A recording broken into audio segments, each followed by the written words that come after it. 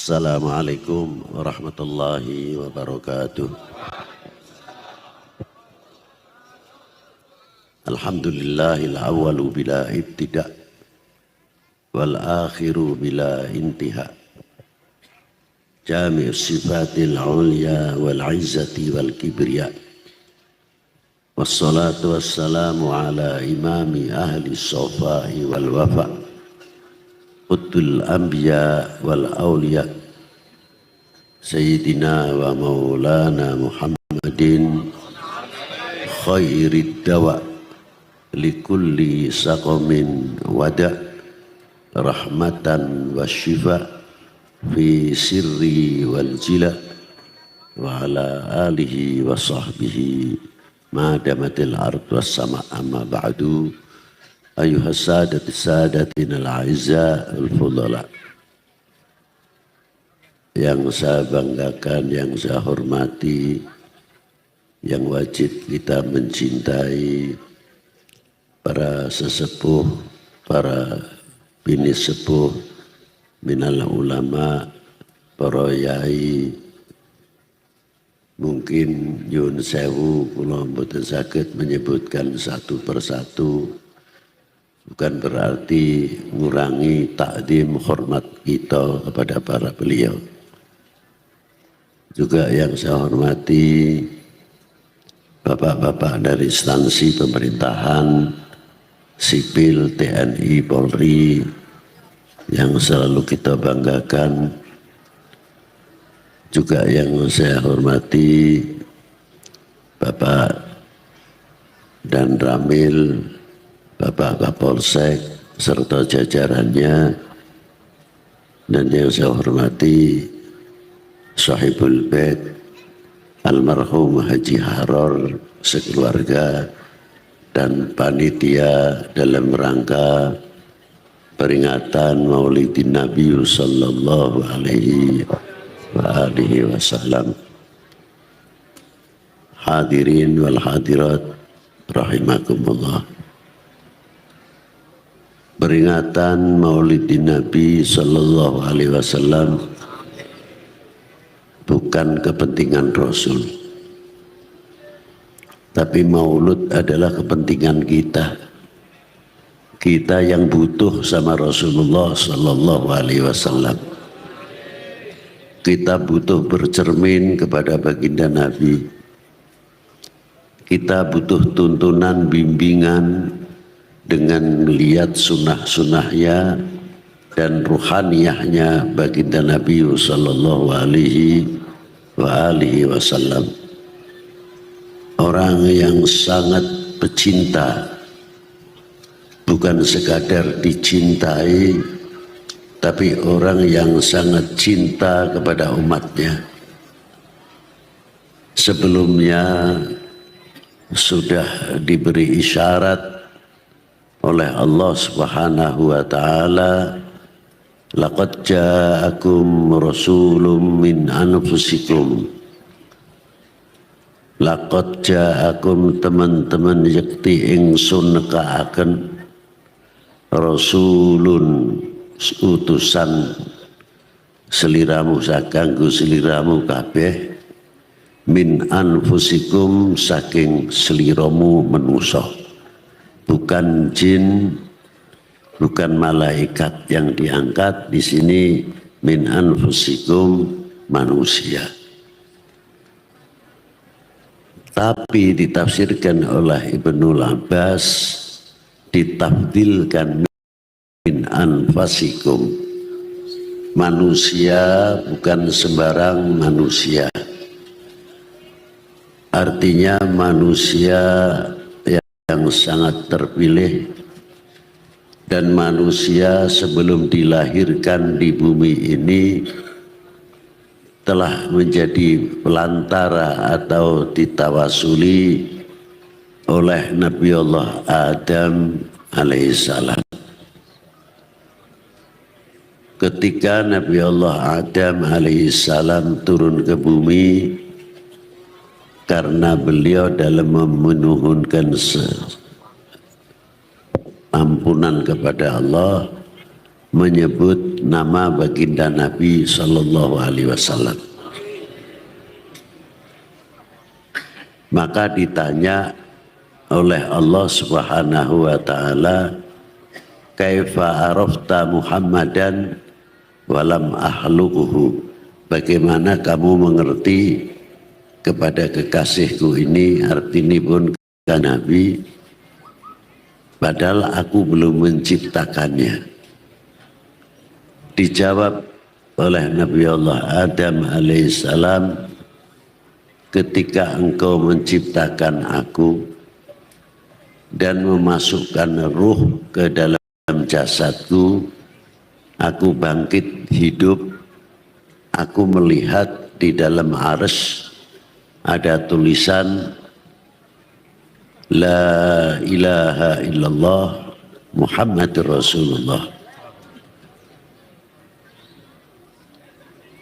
Tidak sekali-kali satupun manusia, nama manusia yang engkau jejerkan di sebelah namamu, ini pasti orang yang paling engkau cintai. Dijawab oleh Allah Subhanahu wa Ta'ala, sodaqta ya Adam, benar. Laulahu, seandainya aku ini tidak menciptakannya, aku tidak akan menciptakan kalian. Dan aku tidak menciptakan dunia. Ini dalam kalimatul jaiz, jaiznya Allah Subhanahu wa Ta'ala dengan dasar cintanya Allah Subhanahu wa Ta'ala kepada Nabi Allah Adam alaihissalam. Namanya pun hebat. Tidak ada di dalam Quran panggilan-panggilan yang kepada Rasulullah dengan menggunakan kalimatun nida, seperti ya Muhammad atau ya Ahmad. Tapi yang ada panggilan kebesaran-kebesaran yang diberi oleh Allah Ta'ala kepada baginda Nabi Sallallahu Alaihi Wasallam. Itu diantaranya. Kalau Allah Ta'ala memanggil kepada para anbiya yang terdahulu, memanggilnya dengan namanya belaka, ya Musa wa ya Ibrahim wa ya Isa wa Yakub wa Yusuf dan lain sebagainya. Tapi memanggil baginda Nabi tidak ada kalimah ya Muhammad atau ya Ahmad. Yang ada ya ayuhan Nabi, ya ayuhar Rasul, ya Mudaththir, ya Muzammil. Kalau saya berpikir yang menciptakan memberikan contoh, yang menciptakan menghormati cintaannya, itu hebat. Dan memberi contoh kepada umatnya. Ternyata setelah kita fahami panggilan tersebut mengangkat kewibawaan yang memanggil khususnya. Kalau kepada Rasulullah, Rasulullah sudah lebih-lebih. Umpamanya ada seorang RT yang masih muda atau ustadz yang masih muda, apalagi ustadz tersebut guru anak saya.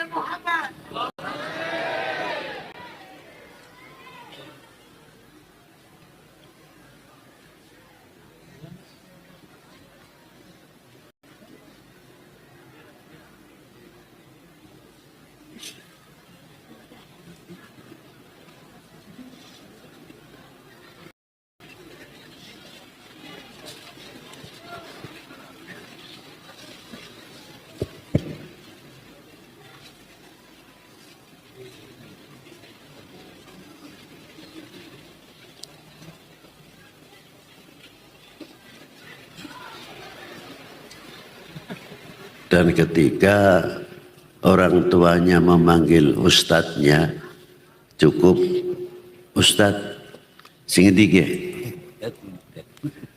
Untung-untung tidak separuh memanggilnya. Tat, sing tat.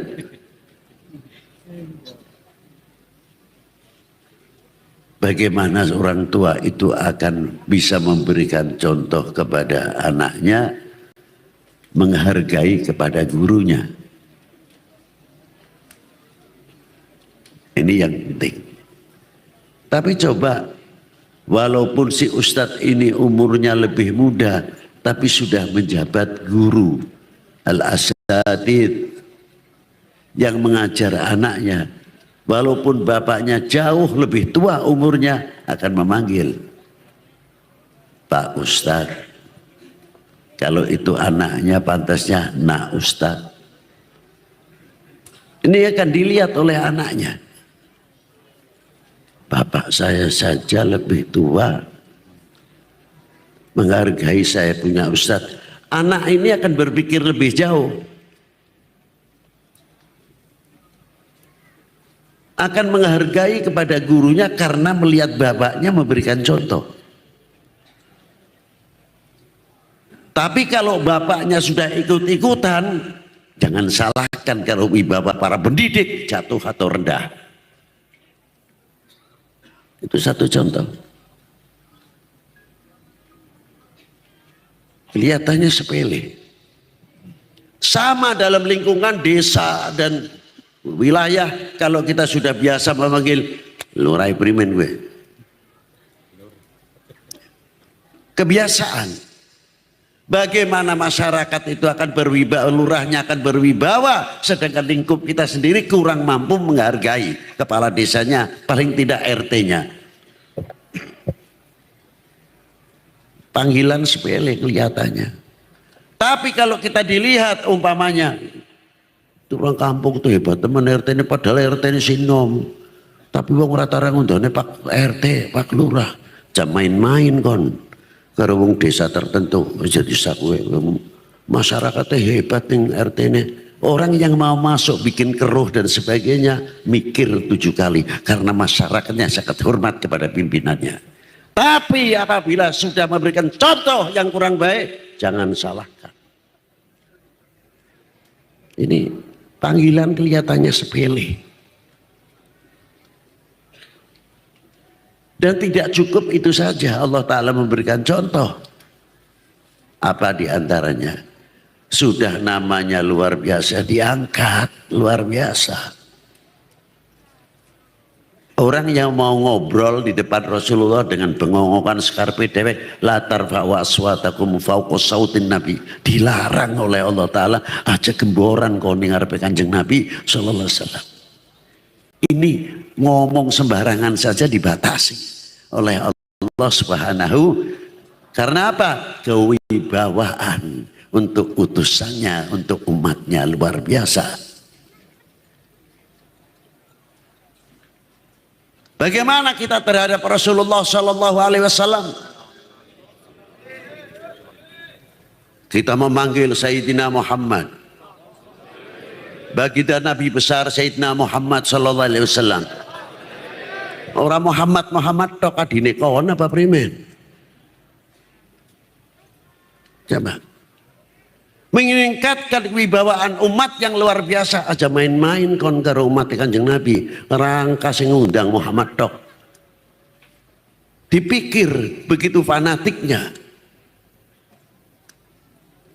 Apalagi kalau lihat pengajian seperti sekarang ini, kiai ini sing ngomong masyarakatnya anteng luar biasa, kain mbek pewarise apa maning Kanjeng Nabi. Ning kiai ini wibawane wis semono. Lah ini hebatnya. Kita tarik ke atas, ngundang Pak Presiden. Siapa Presiden? Prabowo. Apa berat nyebut Bapak Presiden Prabowo atau Bapak Prabowo? Ini meningkatkan kewibawaan bangsa, kewibawaan pemerintah yang sangat luar biasa. Paling tidak akan diperhitungkan oleh dunia internasional bagaimana Indonesia tidak mudah untuk diacak-acak. Karena apa? Kecintaannya masyarakatnya hanya panggilan Bapak. Enteng ketiganya. Nah, maka dari itu surat laqad ja'akum rasulun min anfusikum azizun alaihi ma anittum harisun alaikum bil mu'minina. Tapi begitu hebatnya tafsir yang daripada Ibnu Abbas, min anfasikum ditafdilkan kepada Rasulullah, bukan manusia biasa. Muhammadun basyarun lakal basyar bal huwa kal yaquti bainal, katanya bil mawahib asyadili membuat satu syair, Muhammadun basyarun lakal bal huwa kal yaquti bainal hajar. Mengapa kau tidak disebutkan berlian atau tidak disebutkan mirah rubi yang top, ada lagi yang macam-macam. Katanya kalau zaman musim wingi kuwi mirah delima sing dikum bisa banyune abang kabeh. Kowe bener boran yang tau ora weruh kowe.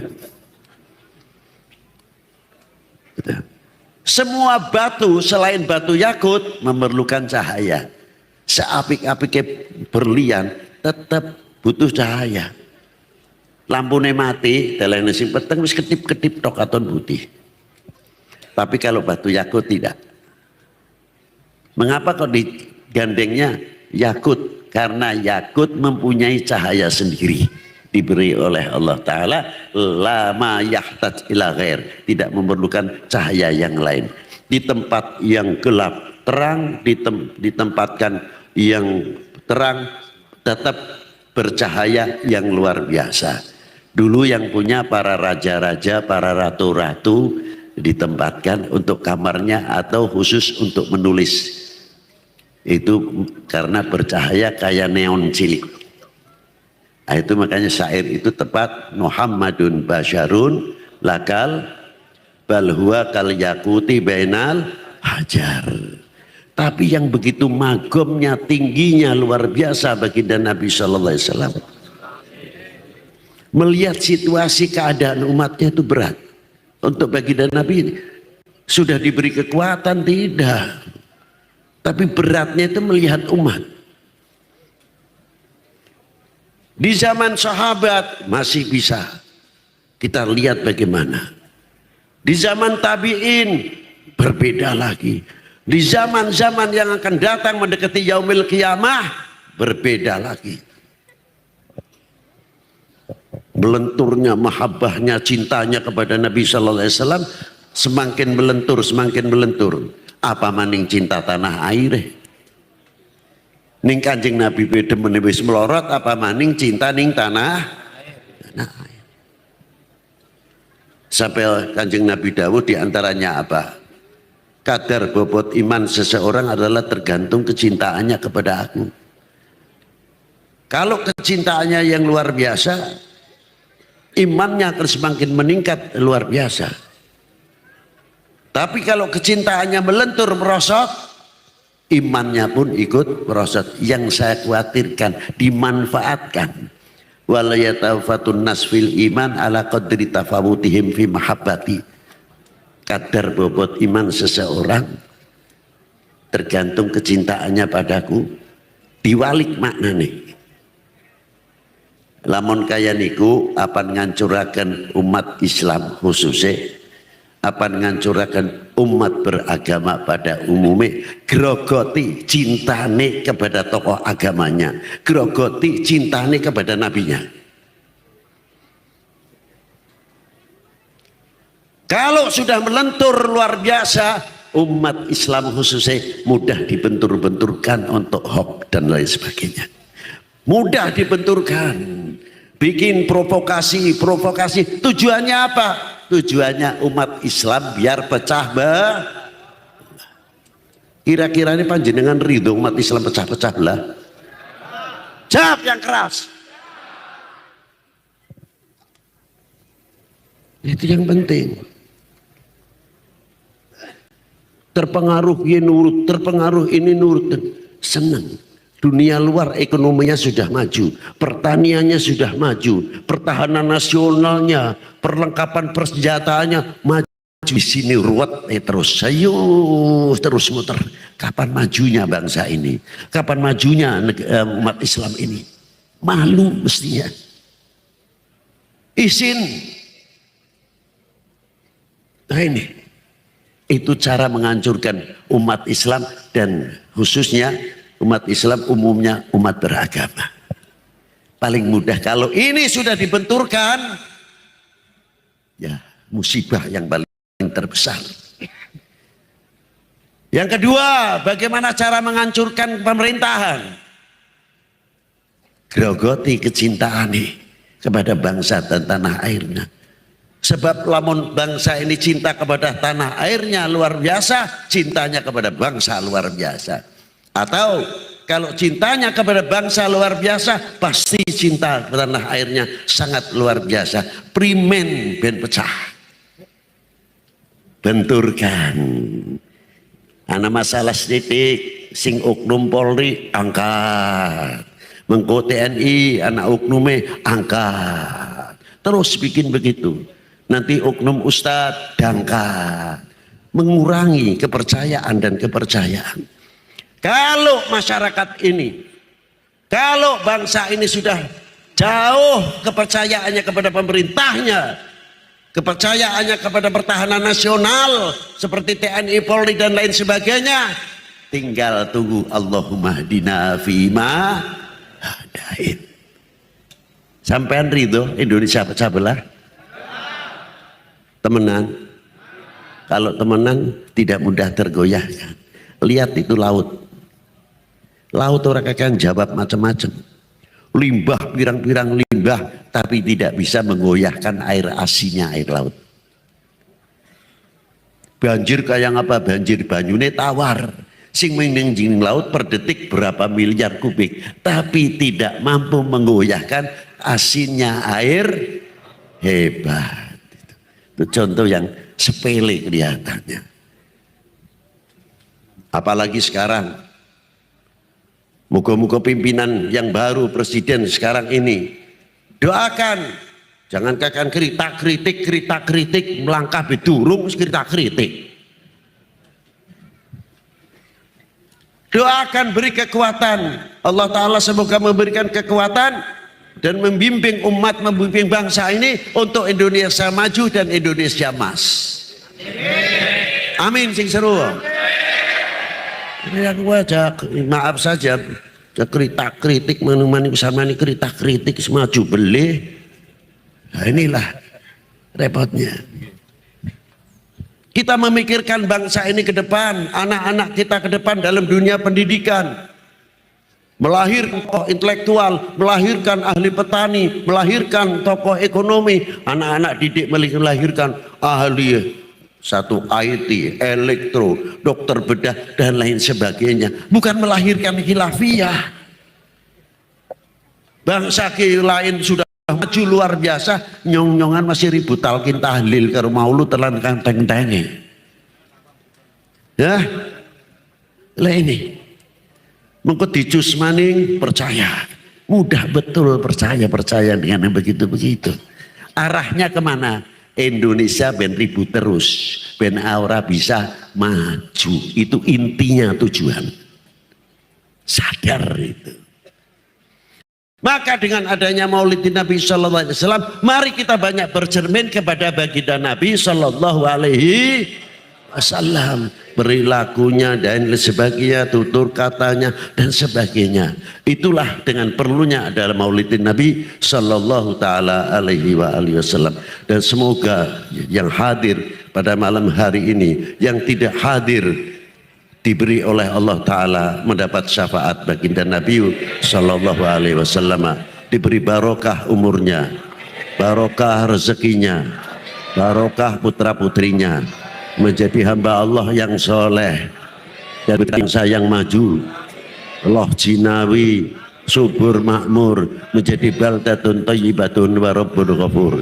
Demikian yang bisa saya sampaikan. Semoga Allah Ta'ala memberikan kemanfaatan fid dini wa dunya wal akhirah. Wassallallahu ala sayyidina Muhammadin wa alihi wa sahbihi wa baraka wa sallam. Walhamdulillahi rabbil alamin. Wal afu minkum. Wassalamualaikum warahmatullahi wabarakatuh.